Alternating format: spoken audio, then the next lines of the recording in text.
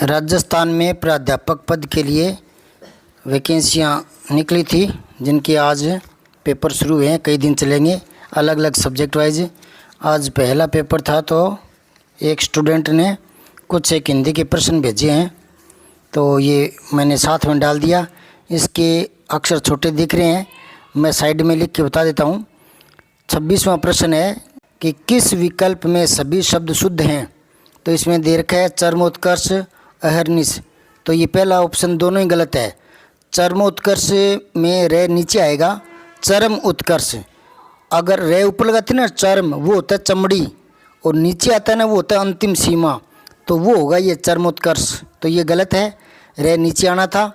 दूसरा है अहर्निश, इसमें है पर रे है के ऊपर नहीं, वो नी के ऊपर आएगा अहर्निश। अहर्निश का मतलब होता है दिन रात, है दिन को कहते हैं और निशा रात्रि को, उससे बना ये शब्द। तो पहला तो ऑप्शन गलत हो चुका है। जिसमें दोनों शुद्ध है ना वो छांटना है, पहला गलत हो गया। दूसरा है त्रिकुटी, तो त्रिकुटी जो है ना वो गलत लिखा हुआ है, कु छोटा आएगा त्रिकुटी, ठीक है। त्योहार तो बिल्कुल सही है, लेकिन इसमें दो में से एक गलत हो गया, तो मतलब पूरा विकल्प ही गलत है ये। तीसरा है कई, बिल्कुल शुद्ध शब्द है, ऐसे ही होता है। दोबारा सुन लो, कई के ऐसे ही लिखा जाता है ये कई। और अगला जो है ना वो है केवल्य, ये केवल्य नहीं होता, कैवल्य होता है, मात्रा एक और आएगी इस पर, तो ये गलत हो गया। इसमें दोनों में से एक भी गलत है तो वो ऑप्शन पूरा गलत होता है। चौथा बिल्कुल सही है, अंतरात्मा और अंतर्यामी दोनों शब्द शुद्ध है, तो 26वें का चौथा सही है। अब चलें 27वां प्रश्न। इसमें लिखा है कि त्रुटिपूर्ण संधि विच्छेद कौन सा है जिसमें गलती हो। तो पहला तो गलत है षडानन, क्योंकि ये होता है षट प्लस में आनंद, तो ट के आगे कोई स्वर आता है तो ट ठ ड तीसरे वर्ण में ड में बदल जाता है, ये तो सही है। लेकिन ट व्यंजन है, इसमें इसने स्वर बनाकर छोड़ दिया, मतलब हलंत नहीं लगाया, इसलिए ये गलत है। और दूसरा है आच्छादन, ये बिल्कुल सही है।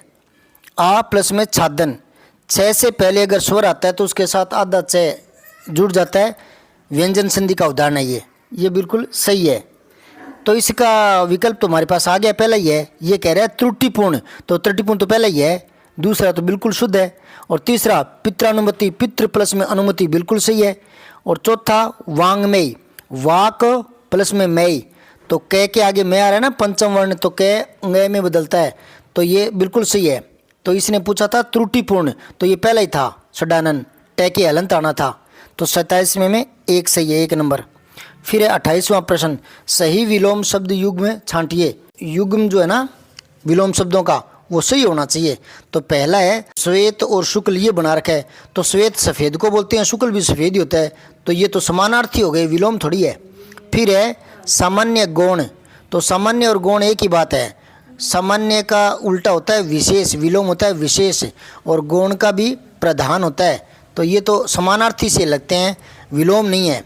तो दूसरा भी गलत हो गया, तीसरा भी गलत है, दोनों समानार्थी हो गए। फिर चौथा सही है संकीर्ण का विस्तीर्ण, ये बिल्कुल विलोम शब्द है और ये युग्म सही है, तो 28 का 4 सही है। फिर 29वां प्रश्न देखें, अनीय प्रत्यय से कौन सा शब्द नहीं बना। तो रमणीय में तो रम धातु है और अनीय प्रत्यय है, दर्शनीय में दर्श धातु है और अनीय प्रत्यय है, और माननीय भी मान है और अनीय है। पाणिनीय ये गलत है, इसमें अनीय नहीं है, तो तीसरा विकल्प है 29 में। कुछ बच्चे इस तरह के प्रश्न भेज देते हैं और मैं उनकी हेल्प करता हूँ। आपके पास भी इस तरह का कोई प्रश्न पूछने वाला हो तो चैनल पर ज़रूर पूछें, कमेंट में कुछ पूछना है तो ज़रूर पूछें, जितना मुझे आएगा उतना मैं बताने का प्रयास करूँगा।